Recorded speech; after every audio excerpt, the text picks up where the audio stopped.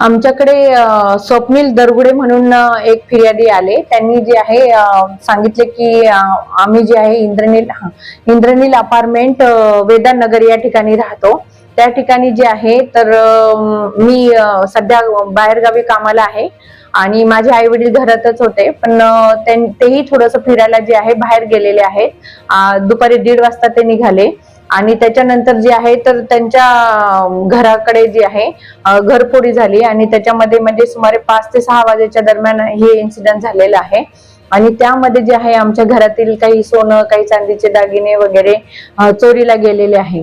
तर त्यावरून आम्ही जी आहे त्यांची फिर्याद घेतलेली आहे, त्यांची तक्रार दाखल केलेली आहे आणि सदर ठिकाणी जे आहे आपण हे फिंगरप्रिंट तज्ञांना बोलवलं, डॉग युनिटला बोलवलेलं आहे आणि बाकीचे फुटेज वगैरे पण आपण कलेक्ट केलेले आहेत.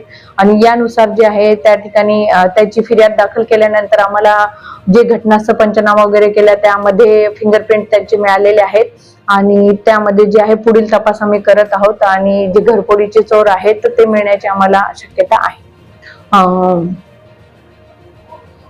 सदरचे अपार्टमेंट इंद्रनील अपार्टमेंट आहे, वेदानगरच्या एरियामध्ये जे आहे विकास जैन यांच्या घरापासून थोडंसं पुढे गेल्यानंतर सदरचे अपार्टमेंट आहेत आणि सदरची ही खूप जुनी इमारत आहे. त्यामध्ये सीसीटीव्ही कॅमेरे लावलेले नव्हते आणि वॉचमॅन गार्ड सुद्धा त्या ठिकाणी ठेवलेला नव्हता आणि आपली पेट्रोलिंगची गाडी तर सदरच्या हद्दीमध्ये पेट्रोलिंग करून जात असते.